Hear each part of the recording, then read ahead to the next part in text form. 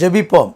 அன்பின் பரலோக பிதாவே, உமது குமாரன் இயேசு கிறிஸ்துவின் விலையேறப்பெற்ற நாமத்தில் தூய ஆவியானவரின் துணையோடும் உதவியோடும் ஒத்தாசையோடும் இந்த மகிமையான உம்முடைய பிரசன்னத்தில் நாங்கள் வந்திருக்கிறோம்.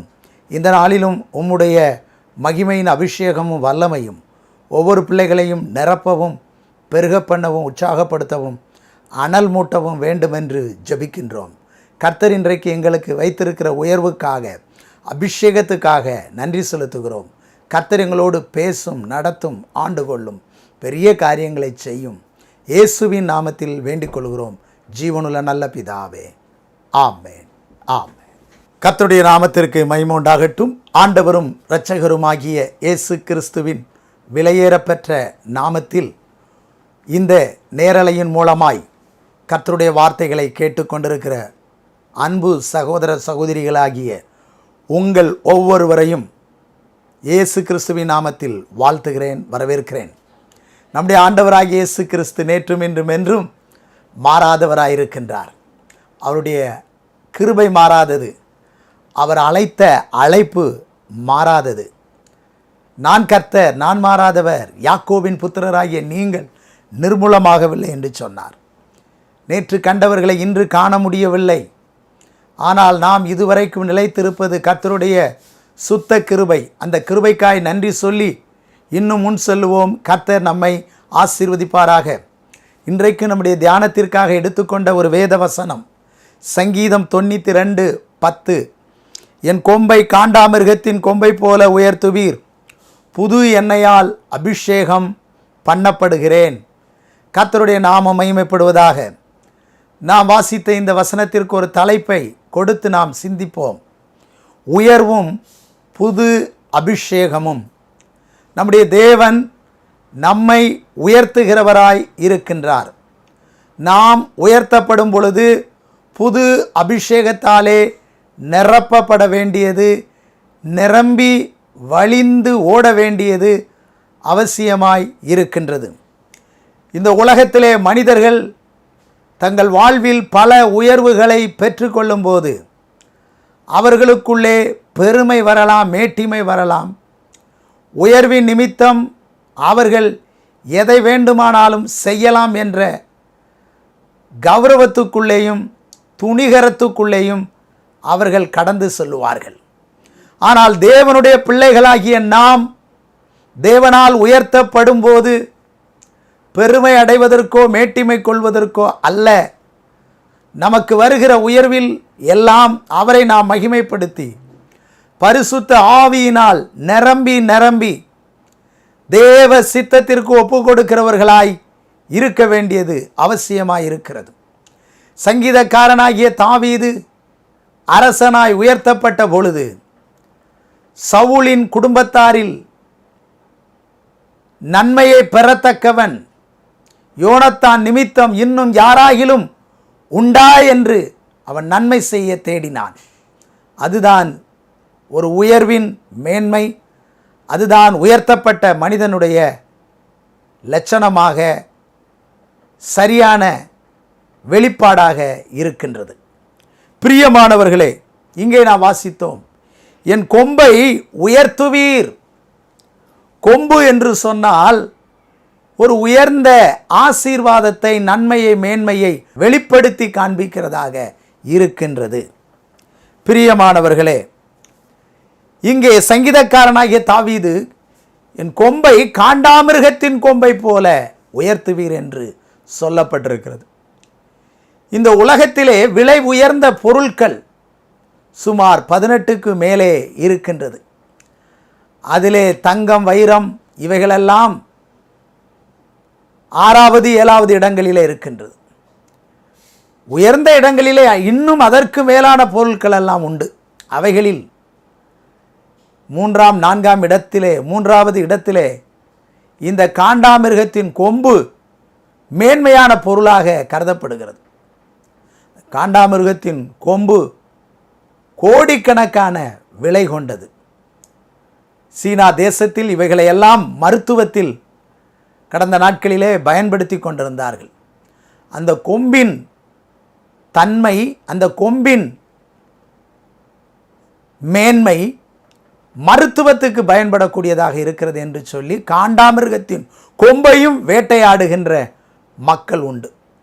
ஆனால் இப்பொழுது அவைகளெல்லாம் தடை செய்யப்பட்டிருக்கிறது. உயிரோடு இருக்கிற காண்டாமிருகத்தின் கொம்பை வெட்டி எடுக்கிற சூழல் உண்டு. அது நிமித்தம் அந்த காண்டாமிருகம் இரத்தம் வலிய சில நேரங்களில் மரித்து போகிறதும் உண்டு. காண்டாமிருகத்தின் கொம்பு அவ்வளவு விலையேற பெற்றது. அந்த காண்டாமிருகத்தின் கொம்பு முகத்திலே மூக்குக்கு முன்னதாக அது உயர்ந்திருக்கிறது. காண்டாமிருகத்தை பார்த்தாலே முதலாவது அதன் கொம்பைத்தான் பார்க்க வேண்டும். அந்த மிருகத்தின் அழகும், அந்த மிருகத்தின் மிடுக்கும், அந்த மிருகத்தின் மேன்மையும், அந்த மிருகத்தின் மகிமையும், கௌரவமும், மதிப்பும் கொம்பை வெளிப்படுத்துகிறதா இருக்கின்றது. அப்படி போல தாவீதும் சொல்லுகிறார், என் கொம்பை காண்டாமிருகத்தின் கொம்பை போல உயர்த்துவீர்.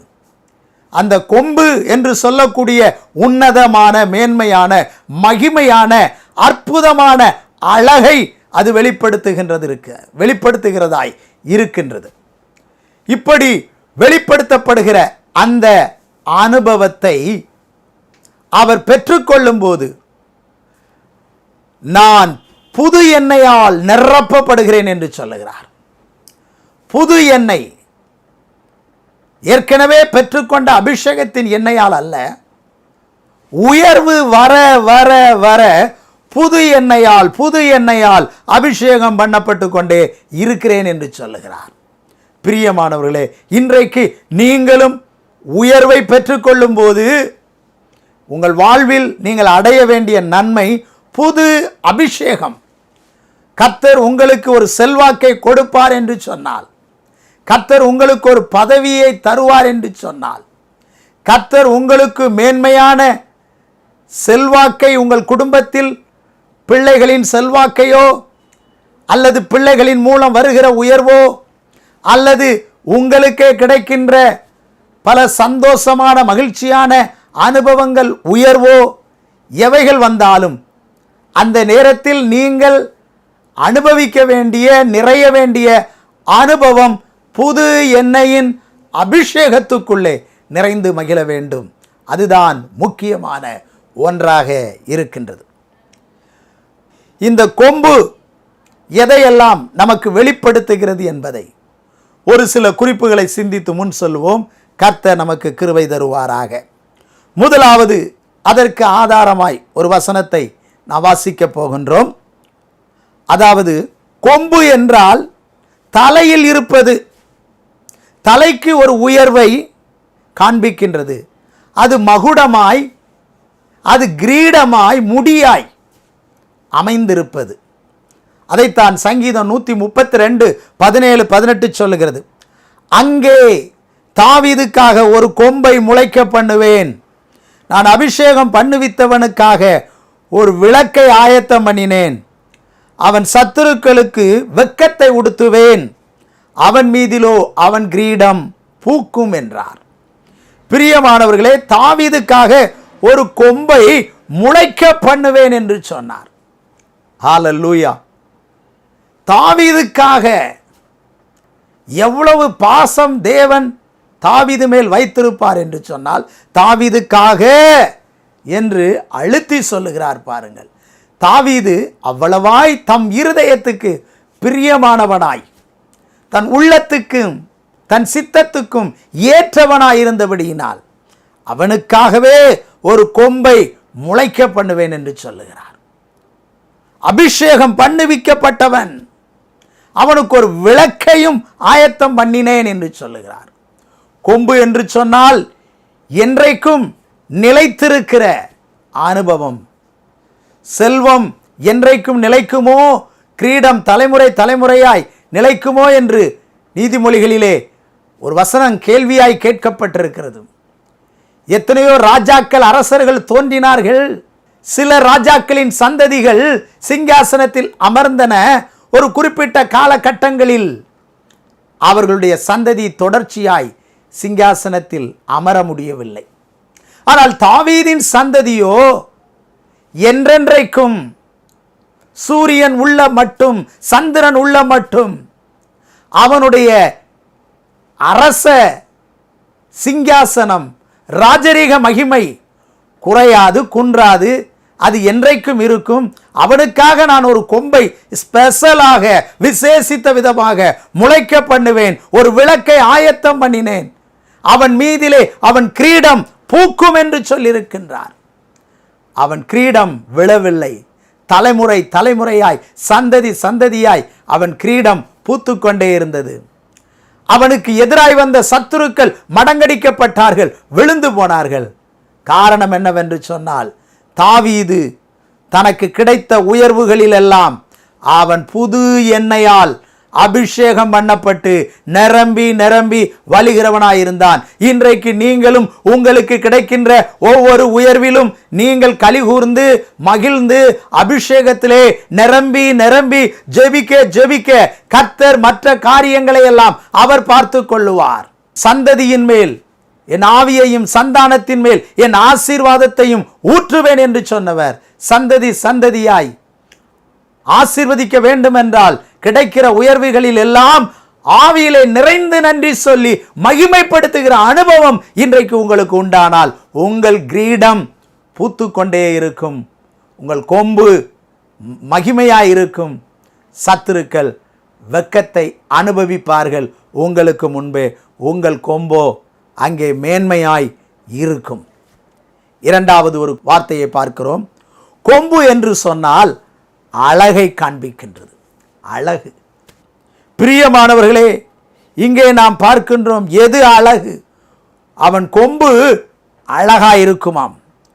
வேதத்திலே வாசிக்கின்றோம் 112 சங்கீதம் 9 வாரி இறைத்தான், ஏழைகளுக்கு கொடுத்தான், அவனுடைய நீதி என்றைக்கும் நிற்கும், அவன் கொம்பு மகிமையாய் உயர்த்தப்படும், அவன் கொம்பு மகிமையாய் உயர்த்தப்படும்.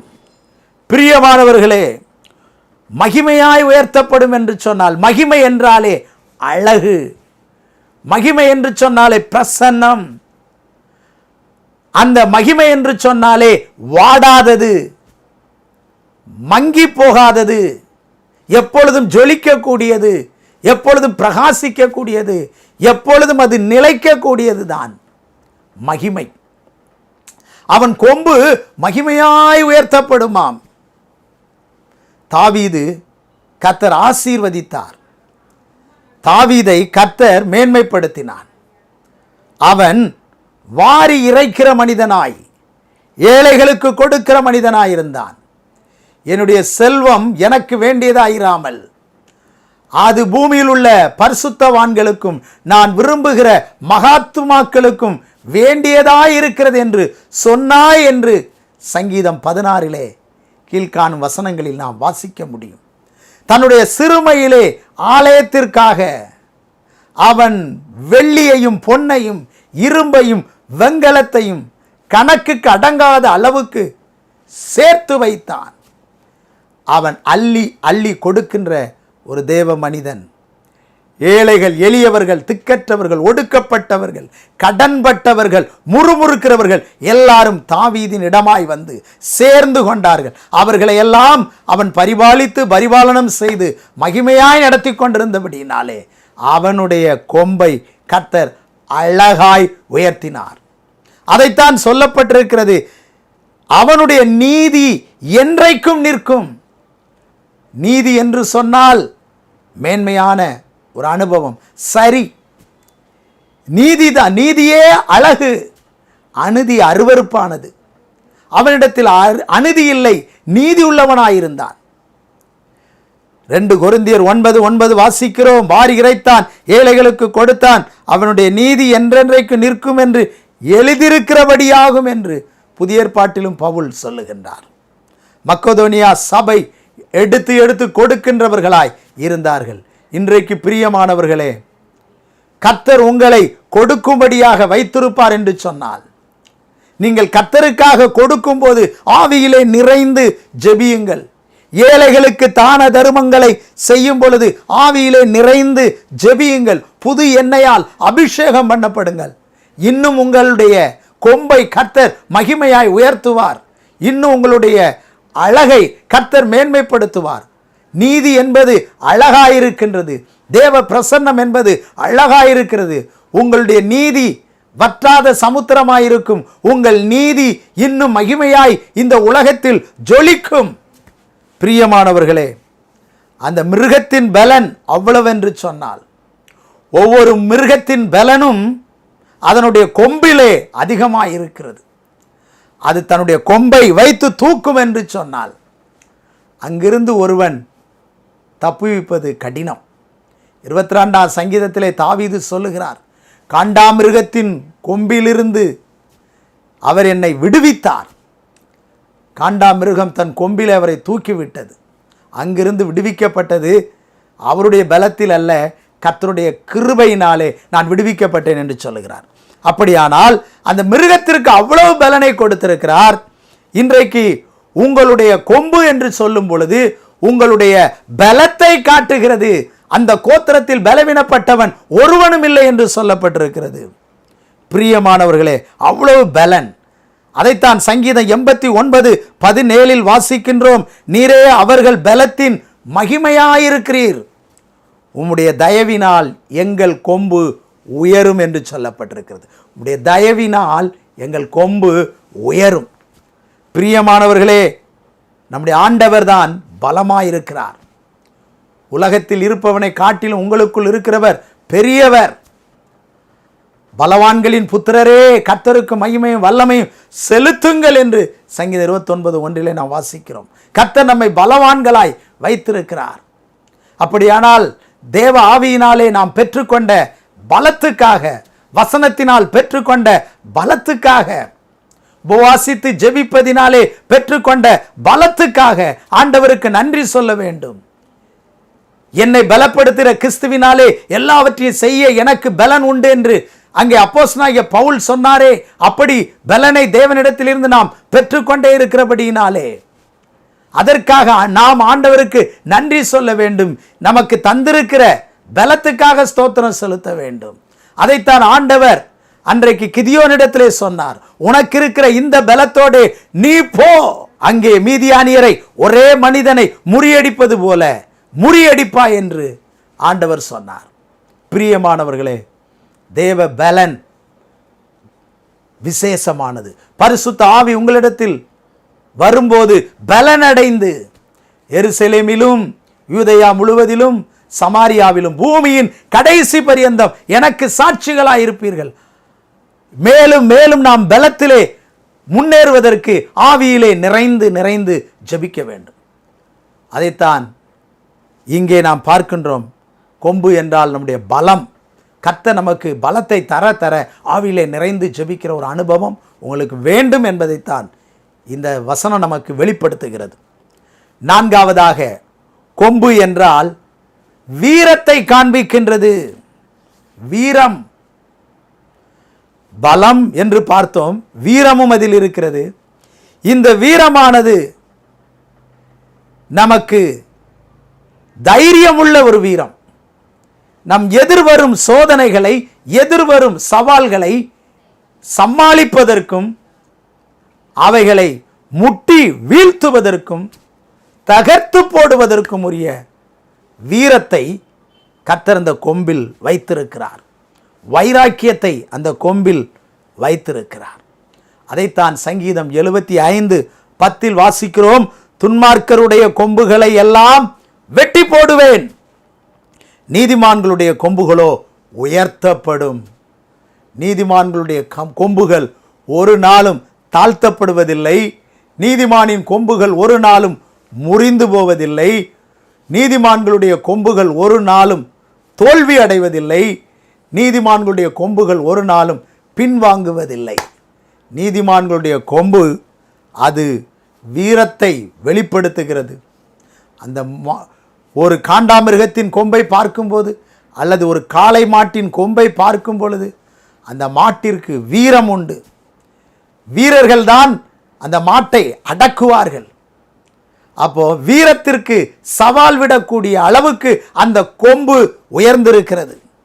இன்றைக்கு இந்த உலகத்திலே வியாதியோ, இந்த உலகத்தில் சத்துருவின் கிரியைகளோ அல்லது எந்த துஷ்ட வல்லமையின் ஆதிக்கங்களோ எவைகள் நமக்கு எதிராய் வந்தாலும் அவர்களுக்கு சவால் விடக்கூடிய வீரத்தை தேவ பிள்ளைகளுக்கு தந்து வீரத்தை கர்த்தர் உயர்த்தி வைக்கின்றார். வீரமுள்ள தேவ மனிதனாய், வீரமுள்ள தேவ மனுஷியாய் உன்னை வைத்திருக்கிறார். நீ வீரமுள்ளவள், நீ வீரமுள்ள மனுஷன். பிரியமானவர்களே, நீ வீரத்தாய், நீ வீரமுள்ள சகோதரன். கர்த்தர் உன்னை வீரமுள்ளவனாய் வைத்திருக்கின்றார்.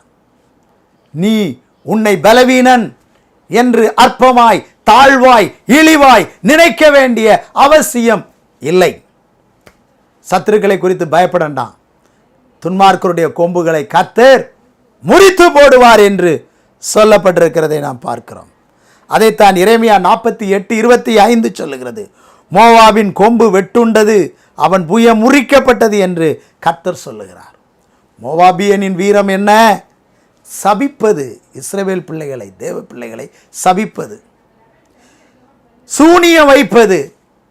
இதுதான் மோவாபியருடைய வீரம். மற்றவர்களை சபிக்கிறவர்கள் யாராயிருந்தாலும், சூனியம் வைக்கிறவர்கள் யாராயிருந்தாலும் அவர்கள் துன்மார்க்கர்கள். அவர்கள் கொம்பெல்லாம் ரொம்ப நாள் நிலைப்பதில்லை. மோவாபின் கொம்பு முறிக்கப்பட்டது போல இந்த சபிக்கின்ற ஜனங்கள், அவர்கள் நாங்கள் உயர்ந்திருக்கிறோன்னு பெருமை பாராட்டினாலும், சூனியம் வைக்கிறவர்கள் நாங்கள் ஆசீர்வாதமாக இருக்கிறோம் என்று வீரத்தத்துவம் பாராட்டினாலும் அவைகளெல்லாம் முறிக்கப்பட்டு போகும். அவைகளை தேவன் முறித்து போடுகிறார். ஆனால் நீதிமானுடைய கொம்பு முறிக்கப்படாமல் இருப்பதற்கு காரணம் அவன் ஆவியிலே நிறைந்து புது எண்ணெயால் அபிஷேகம் பண்ணப்பட்டு கொண்டே இருக்கிறான். புது எண்ணெயால் அபிஷேகம் பண்ணப்பட ஆவிக்குரிய வைராக்கியம், ஆவிக்குரிய வீரம் உங்களுக்குள்ளே பெருகி கொண்டே இருக்கும், வளர்ந்து கொண்டே இருக்கும். அந்த வீரத்தினால் நீங்கள் விவேகமாய் நடப்பீர்கள். அந்த வீரத்தினால் பலவிதமான ஜெயத்தை பெற்றுக் கொள்வீர்கள் என்பதில் சந்தேகமில்லை. ஐந்தாவதாக, கொம்பு என்றால் வெற்றியை காண்பிக்கின்றது. பிரியமானவர்களே, அதற்கு ஆதாரமாக 1 சாமுவேல் 2:1 இப்படி சொல்லுகிறது. அப்பொழுது அன்னாள் ஜெபம் பண்ணி, என் இருதயம் கர்த்தருக்குள் களிகூறுகிறது, என் கொம்பு கர்த்தருக்குள் உயர்ந்திருக்கிறது, என் பகைஞரின் மேல் என் வாய் திறந்திருக்கிறது, உம்முடைய ரட்சிப்பினாலே சந்தோஷப்படுகிறேன். Praise the Lord. ரட்சிப்பினாலே சந்தோஷப்படுகிறேன் என்று சொல்லுகிறார். இது ஒரு வெற்றியை காண்பிக்கிறது. அன்னாள் ஒரு நாள் தோல்வியிலே இருந்தால், அன்னாள் ஒரு நாள் அழுகையிலே இருந்தால், அன்னாள் ஒரு நாள் எனக்கு நன்மை இல்லையே என்று சொல்லி கலங்கினால், அன்னாள் ஒரு நாள் நன்மை இல்லாததற்காக சாப்பிடாமல் புலம்பிக் கொண்டிருந்தால், அன்னாள் வெற்றி இல்லையே என்று சொல்லி, நன்மை இல்லையே என்று சொல்லி தேவனுடைய ஆலயத்தில் வெகு நேரம் அழுது ஜெபித்து கொண்டிருந்தால், அவள் சோர்ந்து போனால், நான் ஒரு மலட்டு மரமாக இருக்கிறேனே, கனியற்று இருக்கிறேனே, எனக்கு கனி இல்லையா, எனக்கு வெற்றி இல்லையா, உயர்வு இல்லையா என்று கலங்கிக் கொண்டிருந்தாள். இப்பொழுது கர்த்தர் அவளுடைய கொம்பை உயர்த்தினார். எதை காண்பிக்கிறது? வெற்றியை காண்பிக்கிறது, ஜெயத்தை காண்பிக்கிறது. அவள் அழகாய் பாடுகின்றதை நாம் பார்க்கின்றோம். இப்பொழுது அவளுடைய வாழ்க்கையிலே வெற்றி களிப்பு வந்து விட்டது. கர்த்தருக்குள் என் இருதயம் கர்த்தருக்குள் களி கூறுகிறது என்று சொல்லுகிறார். களிப்பு எப்பொழுது வரும்? வெற்றி கிடைத்த உடனே களிப்பு வரும். வெற்றி பெற்ற வீரர்கள் மகிழ்ச்சிக்கு அளவே இல்லை. எதிர்பார்த்த வெற்றி, எதிர்பார்த்த நன்மை, எதிர்பார்த்த ஆசீர்வாதம் கிடைத்து விட்டது. எனவே களி கூறுவு.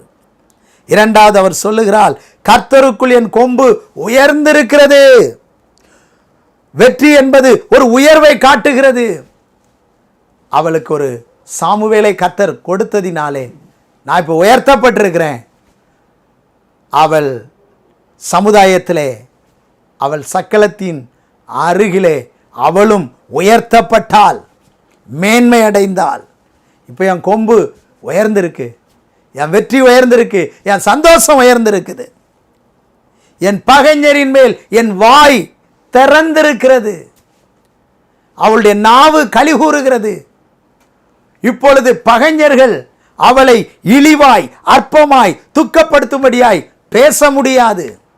இப்பொழுது பகைஞர்களின் மேலே இவள் வெற்றியை பேசுகிறாள். நான் என் தேவனை நோக்கி கூப்பிட்டேன், என் சத்தத்தை கேட்டார், எனக்கு செவி கொடுத்தார், என் நன்மையை எனக்கு தந்தார், இனி நான் வெறுமையானவள் அல்ல என்று களி கூறுகிறாள். அவருடைய ரட்சிப்பினால் சந்தோஷப்படுகிறேன் என்று சொல்லுகிறான். எனவே பிரியமானவர்களே, நாம் கர்த்தருக்குள்ளே இருக்கும்போது நம்முடைய தோல்வியான, நம்முடைய துக்கமான, மற்றவர்கள் அற்பமாய் எண்ணுகிற சூழ்நிலையிலே நாம் கலங்க வேண்டாம். கர்த்தருடைய சமூகத்திலே ஜெபிக்கும் போது, இதயத்தை ஊற்றும் போது, மன்றாடும் போது நம்மையும் கர்த்தர் வெற்றி களிப்பிலே வெற்றியின் கொம்பை